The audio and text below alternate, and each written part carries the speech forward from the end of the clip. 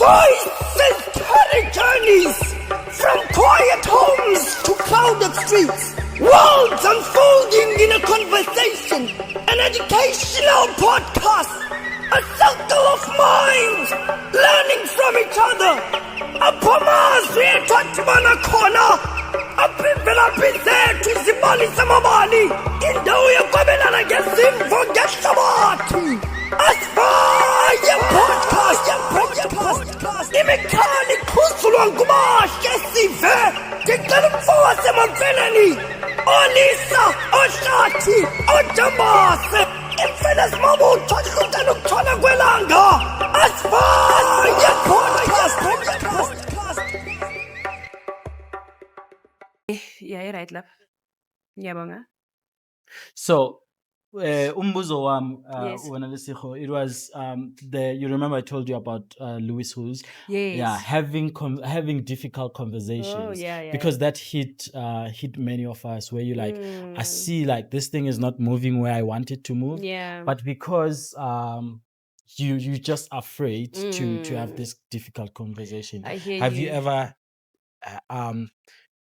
ever dealt Okay. with such a situation where you're like, I'm Yeah. gonna have this hard conversation once and for all? Yeah.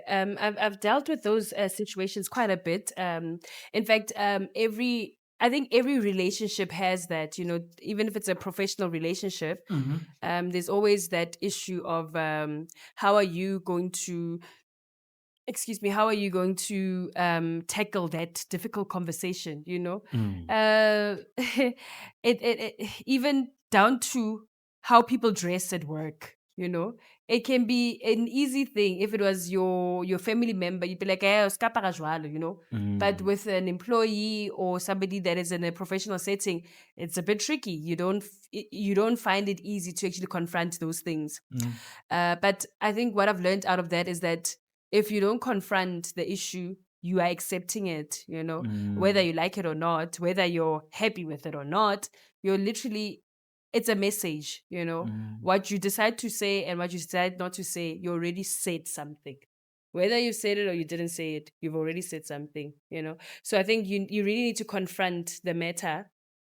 No matter how hard it may be, even maybe just plan how you're going to talk about it. Maybe in a relationship setting, you write down what you want to ask first. I'm going to ask this question.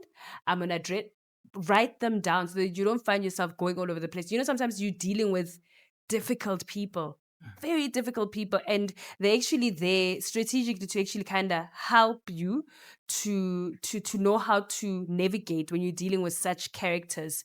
And it's a blessing in disguise. At that time, you feel like, yo, this person is really challenging me. Every time you go back home, you're crying your eyeballs out, or you are feeling like, oh, today they did this, just to push me and poke me and, press my buttons.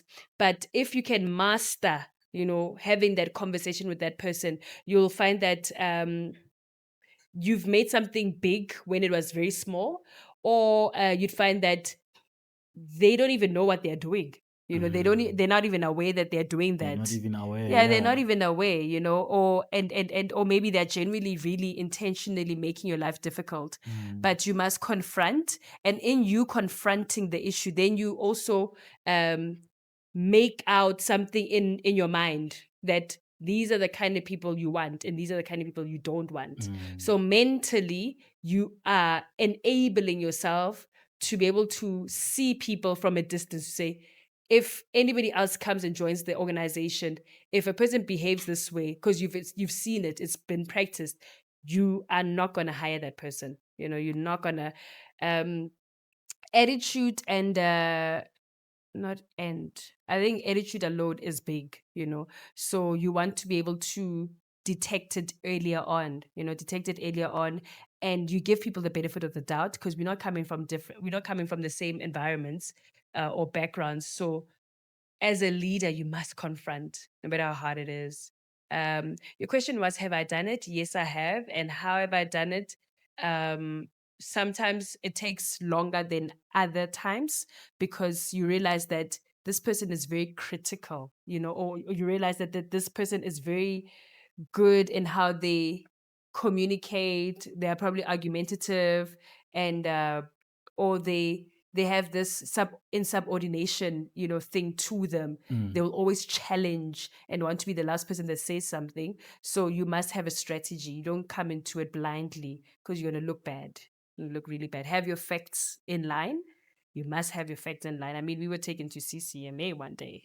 Really? Yes. How was that experience? It was You know, horrible. those are some of the bad experience or horrible experience that as a Mm. business person you'll be like, when are they taking me? Don't wish for that. No, I will not wish it. Do But not it's wish that crazy. upon Yeah, yourself. yeah. Especially if you don't know what happens, So for us, we didn't know what happens in CCMA, Yeah. and I think if you don't do things in a principled way and follow the right procedures, you are going to look really bad in that setting. So make sure that you have written warnings. Make sure that you're following the right procedure when it comes to labor laws and all of that. So for us, it was a big learning curve to say these are the procedures that you follow, and also have a third party. Sometimes maybe you're starting off and you don't have an HR personnel within the company.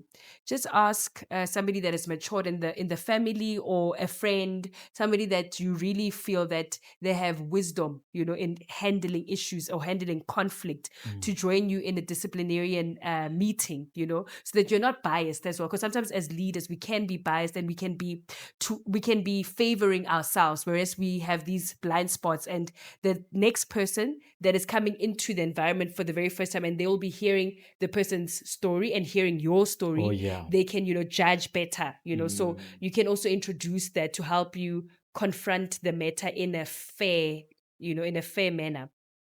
But procedures are very important. So in that CCMA case, it wasn't easy, because you deal with the matter there and there, and if you don't have your facts straight, it really makes you look bad. So But did you issue out like written notices?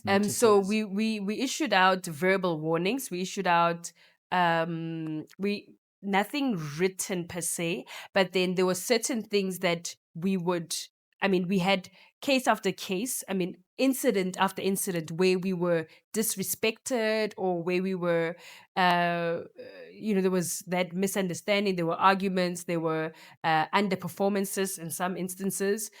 We were taking note of all of those things. So coming into that CCMA case, if you haven't built a case mentally, how I was saying that you build a case mentally, and you build the case not just for that person, you're also building a case for future incidences, to say this is how you're going to deal with an issue if it arises again, So you're always learning. Nothing happens by chance. You're always learning for that person, and you're learning for the person that comes later on. So out of that experience, because we had mentally built a case, we could give, incident after incident, verbal warning after verbal warning, and when it happened, Yeah. how did it not, all those various things, and the different times that, we followed the procedure. But where we were faulted was we didn't do the written warnings, So you think a written warning is not, but it's very important how you document all of that, So it's yeah. They say when there's more than 3 people, it's a political party. Yeah, that's same. Yeah. Mhm. Yeah. So It- welcome, it's crazy. Yeah, it becomes a political party. It gets rife, yeah. And the people who are troublesome, they know though their rights. Ne? They know Most their of the rights. time. Yeah, they know their rights. So Yeah. when that invitation to go to CCMA came, I was shocked. I didn't think we'd ever be taken there, because you think you've done so much for a person that they wouldn't feel that, hey, you've mistreated them in any way, Yeah. Yeah. Yeah. Yeah. You said something about working in it, which is Mhm. the business, and working on it. Yeah. Then that transition of putting those systems in Yeah. place is when you transition, like Mhm. getting yourself out of it Yeah. and on it. Yes. Yeah. Yes. So entrepreneurs are carrying a lot of weight. Mhm. Are carrying a lot of weight. Like you are one person, but you have to be a director, HR, finance, labor relations person. So studying and interacting with different people from those different fields also plays a huge role. And while you are growing, the revenue might be growing, and then the responsibilities will also grow. Yeah. And so those are the challenges that young people out there. I'm an entrepreneur. Yeah. Have you been taken to CCMA Hey. or labor office? Because even CCMA is the last resort. Yeah. What internal systems or organization I put in place? That's one of the questions I'm sure they ask you. But how do you resolve the dispute in your Yes. organization? Yes. Yeah, and depending on where you are at, as she has alluded to, Guti, sometimes you might get someone outside there. It goes with the relationships, about marriage and whatnot. If you don't see eye to eye, kuzabuza, "Hey, mna, Yeah. take this thing to Rakadi or Umalu." Yeah. Then you bring the Omnyathi, elders. lo malume favorisha lo mtshana wakhe. That this problem couldn't be resolved. The next person, mfundisi or marriage counselor and things like that. Yeah, so running a business is a huge thing. Yeah. Anyway, now you're running this business with your aunt and your coco. Hey, yes, then the coco. How did you manage them? Or how Wow, was your business relationship this time around? Yeah. Yeah. Well, I didn't see that one coming. Thanks. That was a good laugh. So the gogo part, she's like a so she's not in the business, just to clarify.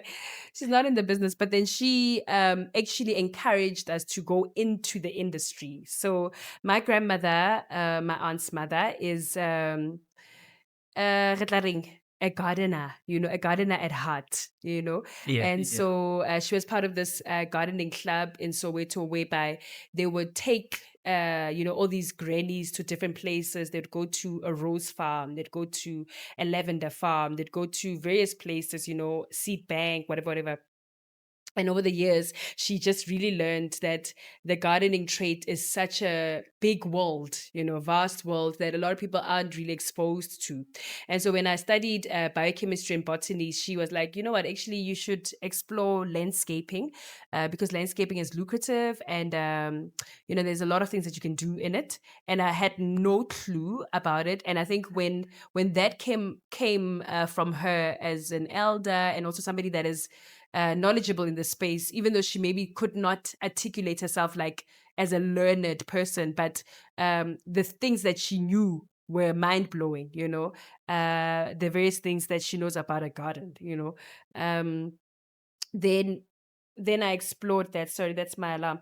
Then I explored that. Then I went from the garden, not garden maintenance, but went from the botany and biochemistry, moving from scientific knowledge, and then going into now fusing my creative side with the scientific knowledge that I had, So in my final year in varsity, we were taken to Cape Town, and it was an excursion, where we finalized taxonomy. So taxonomy is like the study of plants, the nomenclature. Oh, like the naming of plants, So now we learn, okay, how do we name plants and all of that? And then they need to take you to Cape Town because Cape Town, an interesting fact, nowhere else in the world do you find, so you know that there's like an animal kingdom.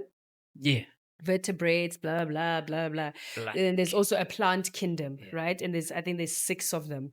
And then in South Africa, what is unique about us is that one of the plant kingdoms, you only find it in Cape Town, nowhere else in the world. Yeah. That is like 2,000 plus species. Yeah. You only find it in Cape Town. What kingdom is that? Sorry. It's the Protea and what's it called again? But it's within the Protea family. So that you only find it fynbos. It's the fynbos. Fynbos or rooibos, that it's family. Yes, it's the fynbos. 5 roses. Yeah. Okay. Well, that's got nothing to do with the fynbos. Oh.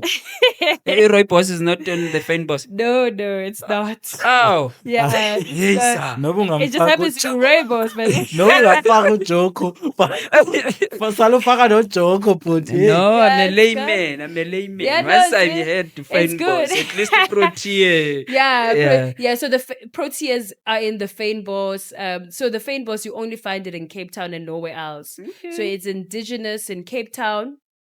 And the interesting thing is, when we go to the Chelsea competition in the UK, we always come out 1 or number 2 or number 3, because our proteas are the best in the world. When you look at flowers, proteas are the best. Yeah. They're very resilient, and the fires that need to take place in order for the weather proteas to the come, storm, all of literally. that. So we have the perfect weather, the perfect everything to grow those proteas. Okay. And across the world, people pay whatever it is that they want to pay, whatever amount they pay, because they are special. Fynbos is very special, and that's one of the other things that people go to Cape Town for, to go experience our fynbos. Wait, fynbos is it flowers? It's a group of Group of flowers. flowers. It's a plant kingdom altogether. It's a family. Can you search it for me? Yeah. I want to check it. There's a client of mine actually is Yeah. coming from a very well off Sell them family. fynbos. Now with the G20, our president was intentional and said, I don't want to see anything else but a protea. I don't want. I mean, it's our national plant. it's our protea. national plant, and there are so many plants in there. Many plants, trees, everything. Yeah. Yeah, ngicela ungisearchele zona in the meantime. Yeah, Yeah. fynbos. It's Because interesting. I want to see if he's these flowers. I like them because this guy They're beautiful. this guy showed me these flowers. He said he stays in the street where these blue cars were taken, and they had them, and like in those rich neighborhood, Yeah. when someone is going down, maybe they're losing their richness or wealth, they will start noticing with those flowers. When they are just Deteriorating. not taken care of, because apparently it's expensive to also take care of them. Yeah, it is. It Yeah. is. It is quite expensive. I've also just tried to research here. So these are the different. Fynbos. So there's different plants in the fynbos. Many trees, plants, Oh. flowers. So it's a group. Oh, I see. I see. But the most popular one is your proteas. Oh yeah, no, these are and- not the ones that I know. Okay. Yeah, But generally, even when you look at they're so beautiful. But yeah, they're stunning. So even when you look at people's homes, so when I would walk around or drive around, I would actually look at people's homes, and from how they look after their garden is telling of what's happening in the family. It's telling of what's happening in the relationship between husband and wife. or whatever. Really? Yes, it is What? telling. I You start missed seeing the that. cracks. You start seeing the cracks by how the garden is tended, or how you see the yard is tended. Maybe not the garden, but the yard. Yeah. Yeah. And Ukoko didn't go to school for that wealth No, of she knowledge, didn't right? go. She didn't go to school for it. And then my business partner Yeneche, she resigned from the IT space. And then so when we got that knowledge from Ukoko, then we were like, Ukoko. okay, let's go into it together. So she wanted to do something in business, and like, okay, I also want to explore or venture into business. Then we're like, okay, let's do it together. We're family, so I think most things we'll be able to handle. Mm. I have. And yeah, I have a hurdle over. Yeah. Sorry, I'm interested in this conversation. Yeah. I have a lot of questions, Yeah. and some of them I might not. I'm scared I might not articulate them the Yeah. way, but they will go on over Yeah. offline and things like that. Yes, Because yes. this conversation is close to my heart. Ne? Yeah. Just give shout out to Uko Yeah. and the wealth of knowledge Yes. that they have, and I Yeah. like what you did, merging that and Yeah. It's almost like 3 generations working exactly. together. And Yeah. then when our faka neskolo ne Yeah. biochemistry, Yeah. and then with the good storytelling, because the unfortunate part, they are coming from that generation where they were not documenting, but they Yeah. were narrating Yeah. through storytelling and whatnot. But the sad part about the storytelling, some people are good bangamaciko yabo, they're good storytellers, babanke matlayila, yabo. Yeah, so yeah. So ke auntie, it's you get this business, horticulture, botany, biochemistry. school the young ones about those. Yo. You studied those, Miss. Yeah. Yeah. Oh my Yeah. God. So, oh wow. So I think, okay, when I went into varsity, I was those that didn't know what they were going to study, right?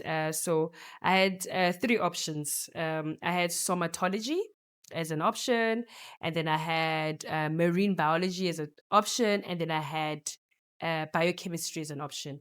And all three of them, I knew nothing about them, right? So somatology is the study about beauty, where, now you have these beauty physicians and your makeup, the science behind all of that, Spas. spas and all of that. And I think out of all these three options, my mind, the end game was I want to have a business in one of them or any of them, Mm. And then marine biology, you go into water, then there's like, all of that, sharks and everything. So I was, frightened by that because immediately they're like, you're going to be in water a lot. Yeah. And I'm not a good swimmer, so I was like, maybe not. Typical. Yeah, typical Black person. Well, it must be changed. It must be changed because we are very progressive individuals, right? Exactly. Yeah. And then the last one, biochemistry, I was like, okay, I love biology and I love chemistry. Let me fuse the two. Little did I know that biochemistry is so deep. It's like microscopic. It's proteins, it's enzymes, it's laboratory. And I was in a lab coat every day. And I'm like, oh, this is deep, But I enjoyed the learnings out of that. And most people are always asking me, so why didn't you start a business out of, the biochemistry side of things? And I'm like, no, it doesn't really merge with my personality. And also the fact that I just found it to be it's too much behind the scenes, it really, I mean, I could go into pharmaceuticals, or I could go into what else, research, and I think that would really stop me from being with people, interacting with people. Looking at your personality. Yeah, I can't see myself behind closed doors all the time. So then I went to go do landscaping with the counsel from my grandmother, and then that opened up my world, and I started seeing myself being more creative. The creative side of me really grew. I'm a very creative person by nature.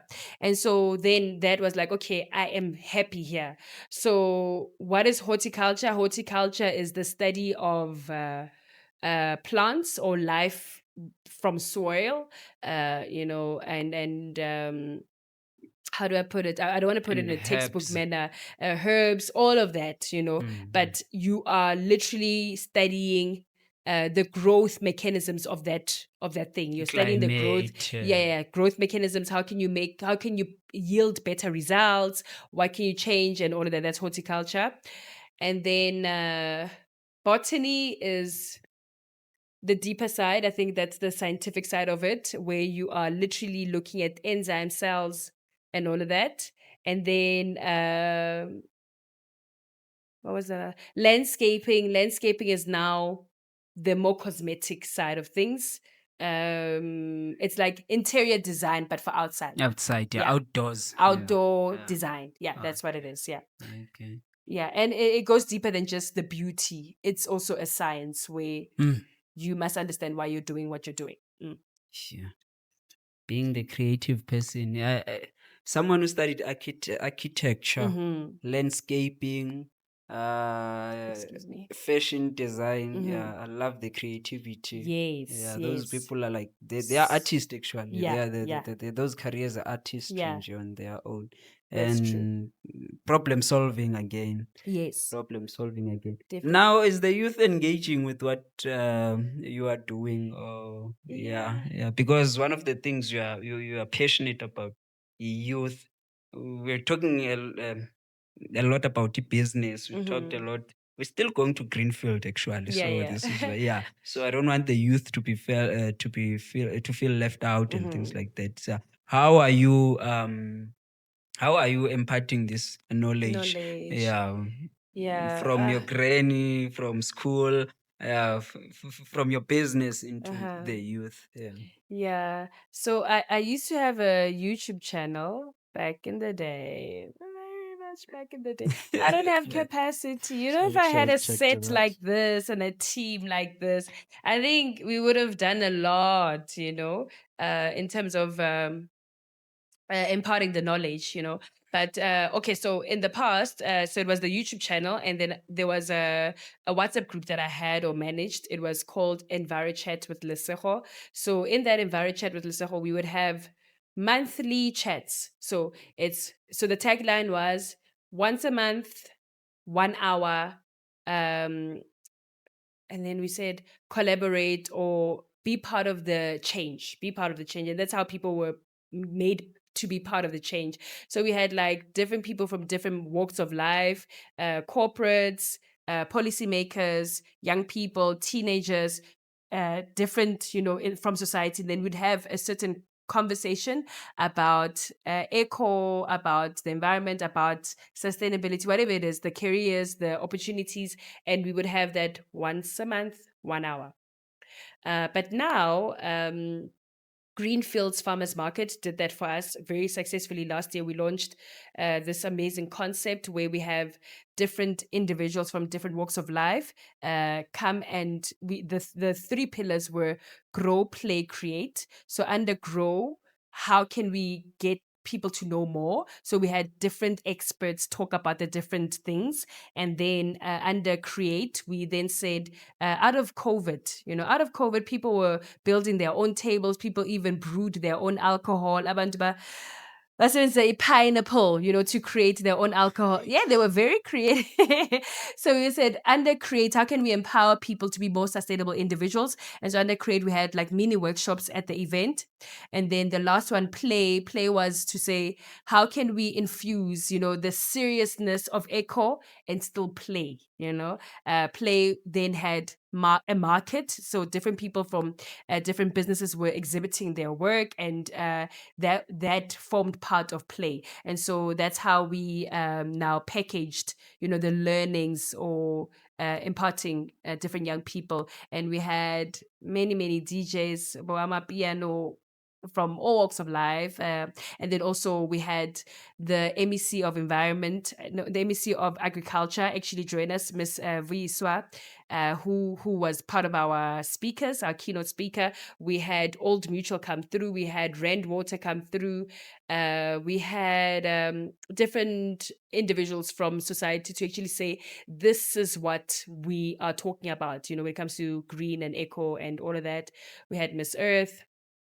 We had the WITS community that is doing a lot of green initiatives run by young people. And and the conversation was just fostered around those that have that affinity to, and we also had Maido come through, one of our sponsors that supports entrepreneurs within Gauteng. And I think they have not branches, but then they also have entrepreneurs across the country. So they were like, okay, so how best can we support entrepreneurs that are in the green space? So yeah, it was an interesting one. Sounds quite interesting. Yeah, an amazing concept. We're taking a pause this year because it's a big event. So we might bring it back again next year, or we'll see. Yeah. I've been to one or two farmers market. Yeah. After seeing yours Yes. online and whatnot. Yeah. I even like question what's this drive behind farmers market? What's the concept behind it? Does it variate?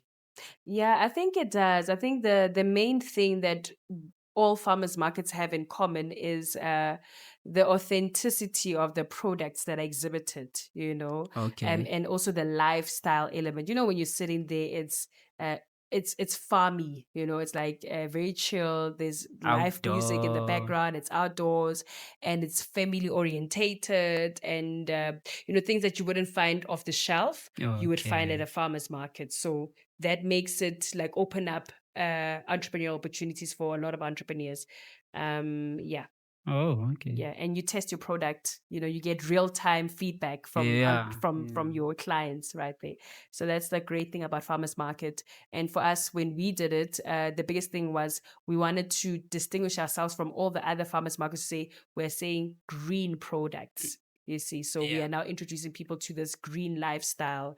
If they want to build their own table, how can they go about that? If they want to build or start their own vegetable garden, how they can go about that. So it had a learning element and also a lifestyle element to it. And from the lifestyle element, then if you wanted to do a lifestyle audit or a lifestyle change, and you didn't know where you can get maybe organic products, Material. or organic material, or whatever it is that is green, then you would find it at that market. You see, maybe somebody saying, I want to now start changing how I eat, then I would buy my things at this market. Yeah. You see, yeah. So I guess they should pop up more every second week or every week. Yeah, they should. They Yeah, should. but Yeah. it will depend on the demand again. Yes, it will depend on the demand. You're right. All right, Msiva, you can go.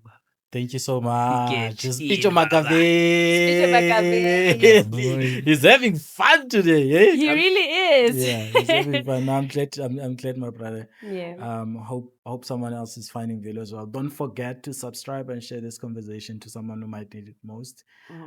This is the road to 1,000 subscribers. Wow. Lesego, you know where you're coming from with this, right? Yeah, yeah. You know exactly. Yeah. You remember we're supposed to do this online Yes. 5 years ago. Sure. Shocking. Yes. Right? Yeah. Yeah. By God's grace, we managed to get to this point. And this is like one point that I wake up, I'm like, thank God. Yeah. Because thank God you made it possible. When did you realize you were a woman in business?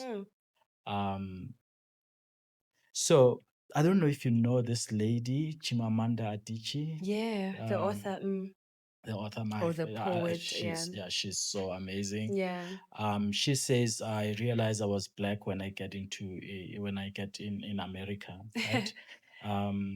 So for you might have gone into this business thing as an individual, but then when you get into it, you realize that something makes you realize that you're a woman. Did you come across something like that?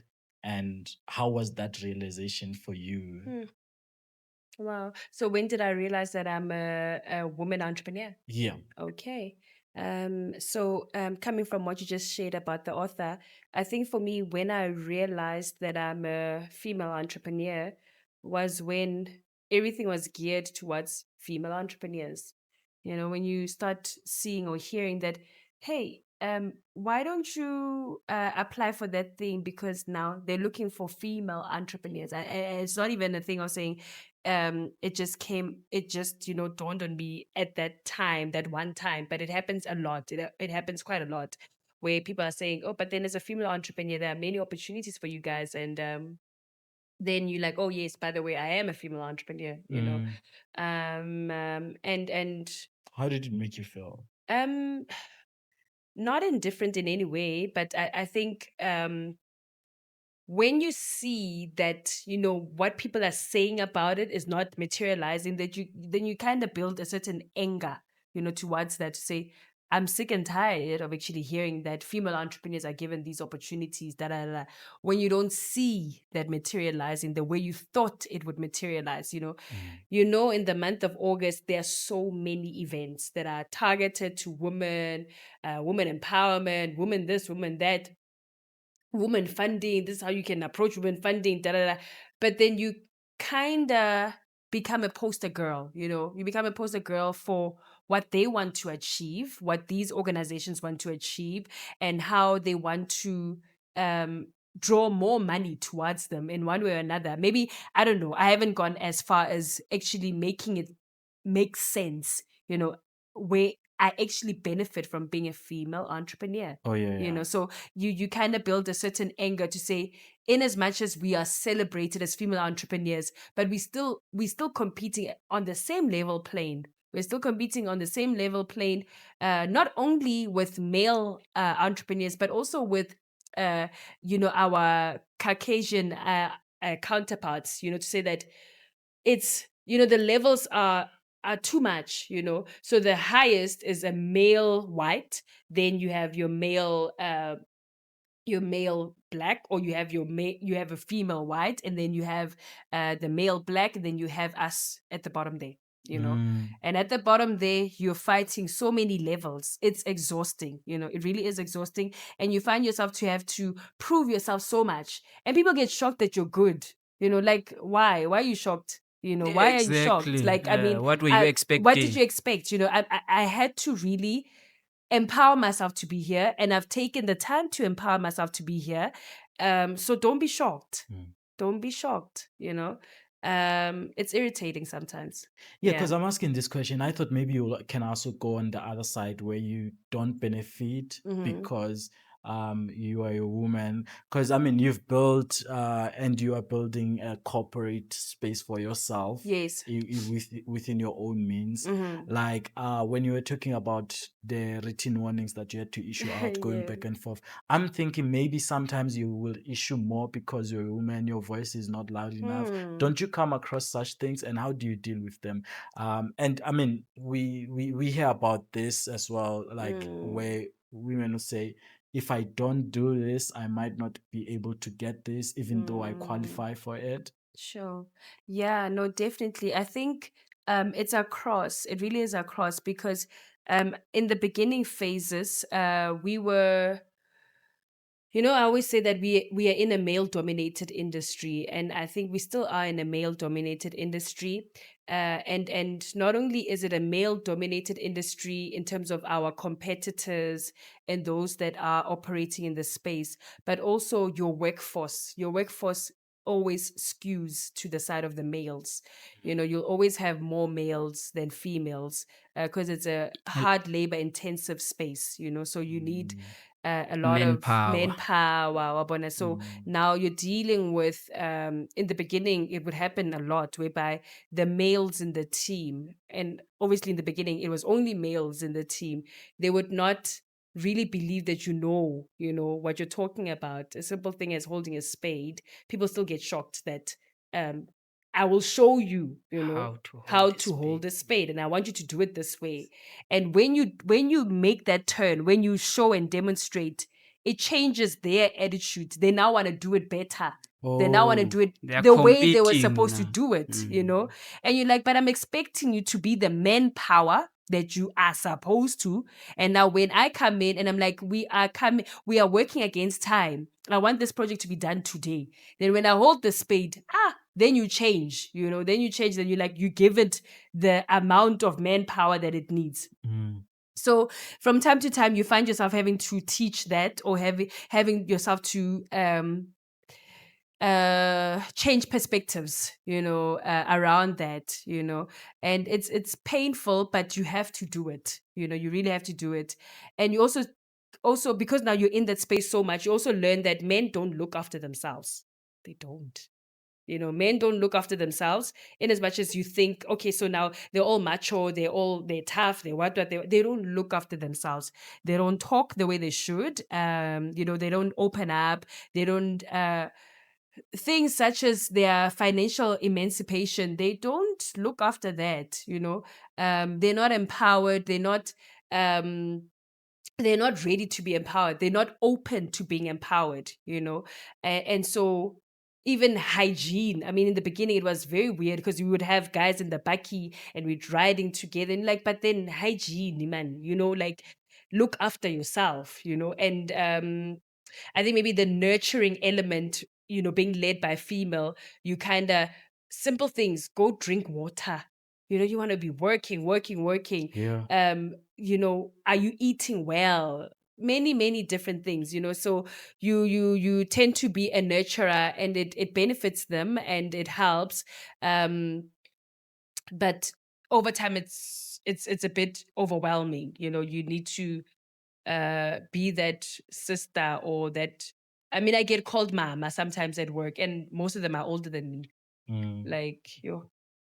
I mean, I And don't then know. when you tell an older man to say, do things culturally, also, it doesn't sit well, you know. So there are older men that I've had to say, this is not how we want to do things. And they feel that they know better. But when you show them and you tell them and you're patient enough, then you get through to them. So you must have strategies along the journey. Say, this is how you communicate, you know, and there's always a need to get buy-in. always, always, always. And how you get buy-in is still addressing them in how culture, says we need to address them. Tate mamang, And at first, in a boardroom setting, I would be adamant and be like, no, I'm not going to call you me mamang or tate mamang. Here, we're all at the same level. We are in a boardroom. So outside, I'm going to call you me mamang. I'm going to call you tate mamang. But you then learn that culturally, there are those little blurred lines that sometimes you really need to go with the flow, or else you become somebody that is there's tension, or there's contention for what you want to achieve at the end of the day. Yeah. I hope mean, I'm making sense. yeah, you do a lot. I was about to say, I don't know any strong women who can lead this very well more than you do, because I know, like, when we are at the workspace, you're switching to professionalism. Yeah. It's so crazy, Yeah. because we'd be laughing about something and we switch professional. I like that. It's not an easy transition to make. No. But there's a question that it's been at the back of my mind for this conversation, which I won't let you go without it. Yeah. You read this book. I don't know if the title is "Make God Your CEO." Yeah, God is my CEO. God is my CEO. I saw that Yeah. video. It was amazing. Yeah. And I want to put a challenge on this question. When we started, you said entrepreneurship is something rational. You gotta be rational with it. Yeah. It's easy like that. Yeah. But we know that when we talk about God, we talk about the spiritual stuff. How do you balance rationality or logic with spiritual, the spiritual command, the spiritual demand? I do have times in my sometimes in a day in my business where I'm like, and Yeah. where I'm like, the me right now Yeah. I don't feel like doing this Yeah. way, but I would see myself doing it anyway. Yeah. And that moment, that's when I would know that I'm so empowered by the power that I don't possess, which is the Yeah. power of God. Yeah. Right? How do you deal with that in your own capacity? How Sure. do you make God CEO while you need to make some logic into business? Wow. As you're asking the question, I'm trying to remember the different chapters in the book. It's a while back, but I think now that I'm living that, and after the wisdom or the knowledge that was imparted on me from reading the book, and also how I got to read the book, I realized that okay, so out of that, what I would say is, when you make God your CEO, it's a battle. So the thing that we go through as individuals all the time is, you're going in this battle or this war between ownership and stewardship all the time. Ownership, stewardship, ownership, stewardship, ownership, stewardship. And when you relinquish everything and you say, I am a steward, I'm not an owner, there are certain things that get stripped off of your shoulders. Yes, people can see that you're tired. Yes, people can see that you're burning the midnight oil. You are really pushing and you're carrying a load. But at the end of it all, or behind the scenes, you're just becoming a steward. You're just a steward because you know what you have. You know that this is not yours. And I think in that year, that's when I had to realize that, hey, this company is not mine. It's not mine. I'm a steward. I'm a steward, and I need to steward really, really well. It's like when you're given, when you're given something to look after, ne? And the value that the person is giving you that thing, you take up that same value. You take up that same value. You're not going to look after that thing with a lower value to that thing, because this person values this thing so much. You're going to take up the same value. And so one of my mentors tells the story and says, there's this man who was told, to build a house. They were told, okay, go build a house. And he was a builder. He went to go build this house, and he was meant to build this house for a king. He built, he built, he built, he built. But what this man did, he cut corners. He didn't use genuine material. And the king, or this royal person, was not around to actually check. So that's how he got away with that. So then came the day of the reveal of the house. It's a beautiful large house, elaborative, and you just feel like, oh yes, this is definitely built for a king. And this person was proud to say, I've finished the project, and I'm now handing over the project. Then the king came, and he then presented, it was a big reveal of this house, and there were a lot of community members, and it was a big deal. Then when the time came to actually open up the house and all of that, then the king was like, you've actually built this house for yourself, handed over the keys Crazy. to this person, to the builder. Yeah. You cheated yourself. You cheated yourself, you see. So God is my CEO. I can't cheat myself. I can't cheat myself. Yes, you're saying, okay, I'm just a steward, I'm not an owner. But God can't physically come here and live in the business and the rewards that the business has for you. The fact that you can move from one residential area to another residential area. If you don't steward well, all of those things don't come to you the way they should come to you.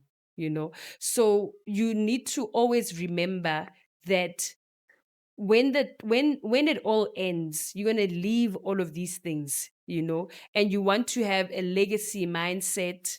You want to have a succession plan of sorts, because it's not yours. When you look at dominion on earth, he says, I have given you dominion, right? You subdue the earth, rule here, and all of that. You then realize that as a steward and the value that he has over creation, you can't do things in a mediocre manner. You cannot, because, it's a good one, because now we are competing with so many people, especially now in the age that we are in. There's excellence being celebrated. And if as a child of God, you're not displaying that excellence, unfortunately, you're always going to be playing catch up in this world. So true. You're always going to be playing catch up. You're always going to be finding yourself being left behind. Even now in the technology space, it's crazy. Use AI to your benefit. Use it. You use it because you really need it to accelerate what you need to do. But always remember that you need to do things in a proper manner. Yes, at the beginning, it's not so easy, and also when you carry that mindset, you realize that, okay, yes, when things are tough, hey, this is not my business, it's yours. God, make the resources available for this. Also I think I saw a video online a while back where this husband was just talking about how between him and Christ, so Christ has a bride, and the bride is the church, right? And so as he has this bride, which is the church, him as a husband, the bride that he has is actually forming part of what Christ has, the church, right? So if I need to cater to my wife and I need to look after my wife and all of that, God, if I'm not given the resource, because at the end of the day, I'm just here as a steward as well, quote unquote, or somebody that needs to look after this woman, and provide for her, protect her, like Christ did for the church. I need to love her like Christ did for the church. Then you realize that if God does not capacitate me to do that, then I'm unable to do it. So you always go back to the one that is the owner, the true owner. So when things are not materializing the way they should, you then relax, because you're like, okay, maybe God doesn't want me to go that route. Maybe I need to learn certain things in this time, in this place, in this, sometimes we have our own things that we want to do. But if you realize that, God is the CEO, and what does the CEO do? They cast the vision. So as the CEO here, you've got it on your business card. go back to God and say, what is the vision for this company? What is the vision for this company? Who should I hire in this company? How should we do things? How do we distribute our funds? Because CEO number one wants you to look after communities with this profits that you're having. And that becomes how you sustain yourself in the business. Others won't know about it, but how do you still stay relevant 10 years after? God is the one that enables you to do that. So if you can make sure that CEO number one is happy with how you're doing things, then sustainability for you is inevitable, you see, because you are ensuring that his first mandate is catered for. He wants all men to come into the knowledge of Christ. And when your business is used as a platform, if your business is used as a platform, it really just enables many people to come into that. And when we say your business is used as a platform, it can happen in different ways. Your excellence, how you serve your clients. Then people are saying, no, there's something different about this company. You don't have to be, have it written on your forehead. No. Doesn't have to be like that. And some people do it that way, and then it becomes like people are like, I don't want to associate myself with this company. But if you do it with wisdom, I'd recommend people to actually study Isaiah 11:2. All of those spirits, ask the Lord to help you. Spirit of wisdom, Spirit of God, knowledge, counsel, might. It takes might to do the work that we do. That's Isaiah. Isaiah 11:2. It takes might to do the work that we do. It takes wisdom. How do you know where the industry is going in the next 2 years, in the next 5 years, if it's going to collapse or not? Should you have an office or not? God is the one who's going to tell you all of those things. What type of clients should you have? All of those various things. The CEO casts the vision, and the CEO will give you direction. Okay, go this way. Have a geographical location of this geographical location. Have this innovation. Like for us now, we are in the tech space. Can you imagine gardens to tech? How does that happen? But God is launching us into that space because there's things coming for us that we need to align ourselves and be ready for. It's an exciting time. Thank you so much, Lesego. Thank you so much for your time. This has been amazing. Business masterclass for me. Any last comment? Spicho Makaveli. Sesiyayivala nje kanjalo. Hey. There are a lot of things that I realize we can talk about and we will talk about in future. By God's grace, if you're still here, we would like to have you back. Maybe sometime, maybe 2 years down the line, or whenever God allows us to. There are a lot of things that I know that we didn't cover here, but the ones that we covered is still the will of God as well. Before we vale, Msivan, I have a question on Greenfield. We are a global village now. South Africa is competing with China. It's competing with Germany. We are providing our minerals and our resources to these Western countries. And when it comes to the Greenfield, where are we ranked compared to Global Australia? And are we where we're supposed to be? Sure. Looking at the rankings and being on this field, Wena yourself. So when you look at our positioning in South Africa, you realize that we are quite critical. South Africa is very critical. It's a gateway to Africa, and it's the economic gateway to Africa. And so if anything works in South Africa, it can work everywhere else in the continent. So that's why the G20 came to our soils. And it also introduced, the global south, or the global, any global entity or global, organization of different countries or different organizations that shake us and move us on the global stage.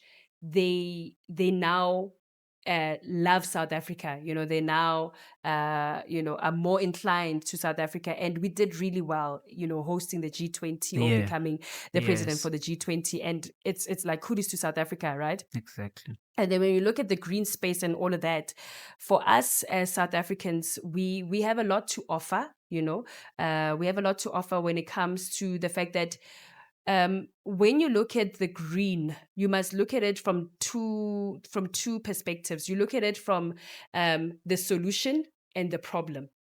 So we are not the problem. Yeah. Africa, South Africa is not the problem.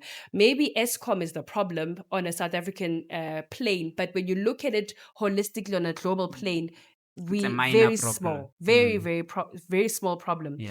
But on the solution side, we have an opportunity to really play large on the solution side, because there's a lot of trade partnerships that a lot of these Western worlds are having with South Africa, because they want to pilot most of the solutions that we are having as South Africans, or that we are having as Africans on the South African soil or the African soil, and launch it to the rest of the world.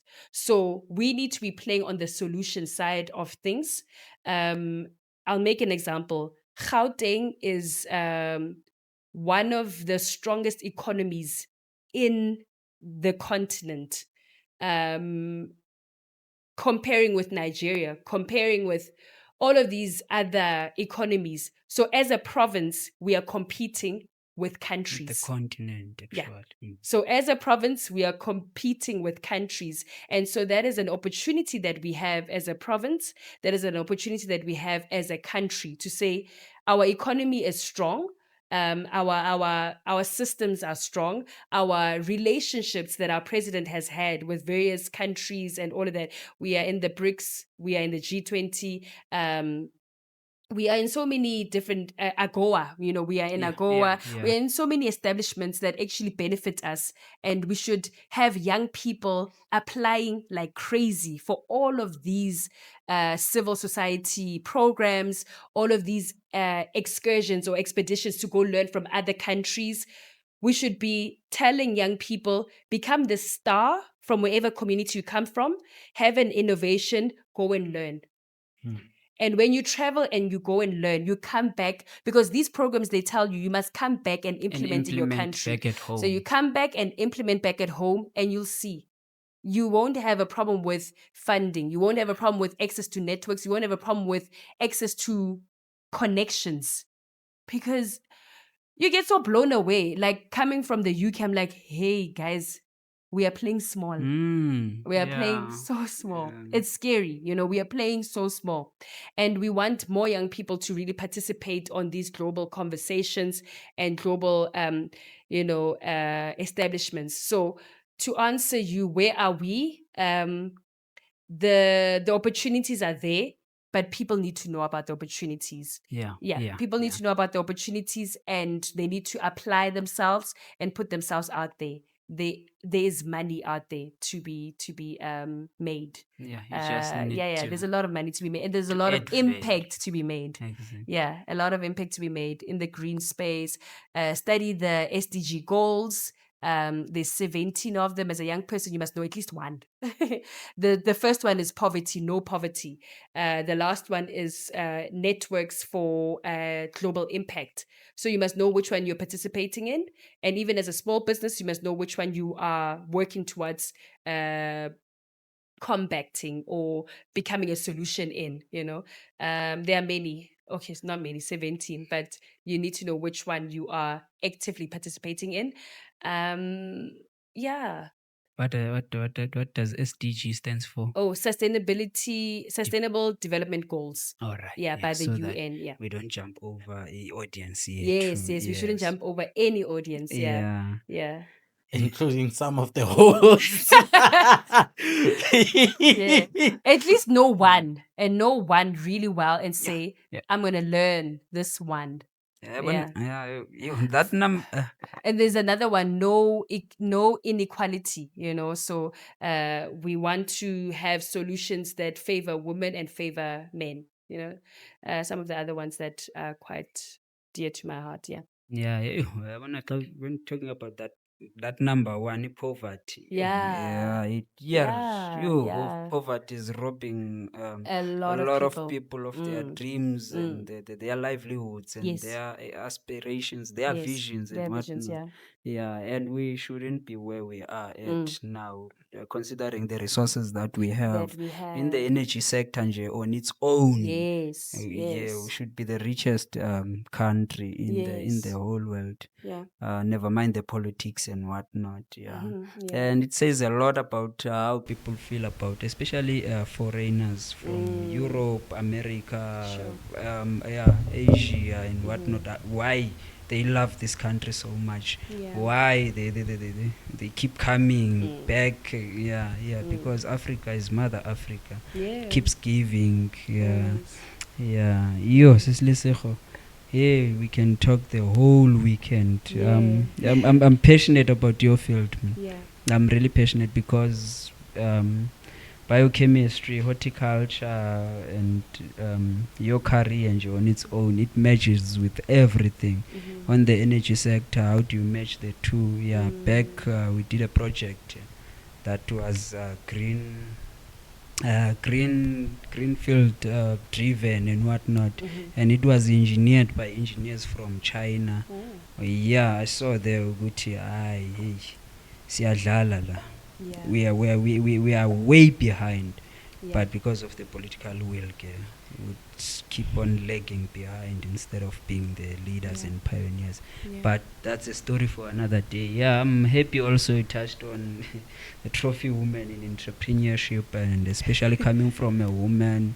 Yeah, it's frustrating. Sometimes you even get confused, Uguti. Should I be doing business with government or should I be doing business with private sector and focus on private sector? And then ube nalo internal conflict. But okay, doing business with government, government pays, especially if you're solving a problem. But dealing with government employees, it's another struggle. Then doing business with private sector again, those hurdles that you have to go through and whatnot. So as a country, there's a lot of things we need to unlearn. But there's culture barriers and culture hoops that we have to go through them. We have to maneuver. That builds your character as well. So yeah, on a lighter note, men grooming and whatnot. Yeah, siyathetha singamajita, but we are not given a spotlight and a platform to voice our things. So you'd find strange when you see a man on a podcast and being interviewed, seeing a man crying, people making fun of them. But while people were watching the same podcast, the same men were also weeping with that same guy because they feel that pain. But again, a platform, the agenda that's driven and whatnot. So there's a lot that we need to unlearn. There's a lot of rooms and platforms that we need to build and spaces that we need to create. And we need people like you, Lesego, to be that voice and to be that pioneer. And we need a group like us in this house. And our viewers there and our subscribers. We're about to engage and participate. So there's a lot we need to learn. In your field, on its own, language and the naming of these plants, the Western naming of these plants, some of the naming lose meaning to our The cultural, African our child, African, how we name a child, how we name a plant, or how that name, that plant is named. It follows suit to that name. So that's why I said, we can speak kuze kubuye uYesu, and the spirituality and whatnot. Masiva now, what are your last words when Asiswami? Sure. Coming off of what you've just said, I think my last words is we really need to expose ourselves. If you don't have ChatGPT, I feel bad for you or if you don't use it or you don't know how to use it. But exercise caution as much as possible, because we are really training robots, we're training robots. It's scary sometimes, but you wanna they say those that use AI are the ones that are going to rule those who are not using AI. Yeah, so it's not a thing of will our jobs be taken away from us? No, our jobs will not be taken away from us. But those who use AI will be ruling those who are not using AI. And then another thing that I'd say is thank you so much for this platform, because it's very authentic. You know, I was like wondering what questions am I going to be asked. You know, it's like you were saying that it's a conversation, and it makes one dig, you know, for authentic answers, and nothing that will sound okay, you know, or sound palatable, and you know, but you understand that people are watching and people need real stories, especially on entrepreneurship, you know, and mindset issues, because we are really made by our experiences. And watching podcasts like yours, it's an experience that can make a person, you see. So I just want to say to the team, thank you so much for creating these experiences for the audience. And all the best to the 1,000 viewers. Subscribers. Not viewers, subscribers. Yeah. Subscribers, Mark. Even the views are very important as well. Yeah. Views and subscribers. So we really want to get to that level. All the best. And thank you so much for having me. Yeah. You're welcome. Thank you for honoring this invitation. Let you know when we're doing this again. Yes. I wish we touch on wellness. Yes. I just want to put them here so that we don't forget. Mm-hmm. I want us to touch on wellness. Okay. And in that, I want us to talk about personal habit creation, morning routines, creating your own personal systems. We're talking about business systems, right? I want us to talk about positioning yourself where you are good at. I remember you gave me evaluation that I'm still using today. Wow. Where you're like, if you're a creative, like capitalize on that. If you are an organizer, capitalize on that. Don't want to be everything. You understand? I want us to talk about on those 4 things that an individual can turn out to be. Yes. I also want us to talk more on the finance management, financial management for businesses. If we can touch on those. Do you want to add anything to it? Yeah, there's a lot also have left out, but we'll can we put them here, because we're gonna go on this when we prepare for this okay. What do you want us to talk about? Wellness. Now there's this culture here, cannabis. How do we match the two? How do we use them? Okay. Downtown or even in the burbs, every second house, cannabis, what? Will they delve deep into that? You spoke about the relationship. You can tell by the gardening and the plants and the flowers what's happening in the house. It's happening inside the house. Yes. And funny enough, one of the old men was helping me do the garden. On his first day when he came to my house, he said, "Get rid of that plant." Sure. Get rid of that plant. If you want your things to be sharp, get rid of it with the roots. Rip it off with its roots. And I was like, hey madala, and then after the job is done and whatnot, when we had the conversation, he went in. So this wealth of knowledge, that's why I love abantu abadala. I love them. Now when I go home, Eslalin, back at home, I make sure I spend some time with the old ones by Eslalin. There's a lot of wisdom that just with our plants only, even with our animal, the relationship that we have, energy. When she entered this room, energy changed up. So those things, wellness, it goes with that. There's a lot merging in Yorfield, Greenfield with infrastructure. So there's a lot. So even the part 2, it will be long and very informative. No, thank you so much. And I do want to give a shout out to New Bridge Generation. If you are at the age of 12 to 24, this is the organization where I met Lesego and other young people that have gone to benefit me so much in my endeavors. So if you are within that age spectrum, please check them out. Go attend the camp. It will change your life. I took it 2020. I never looked back.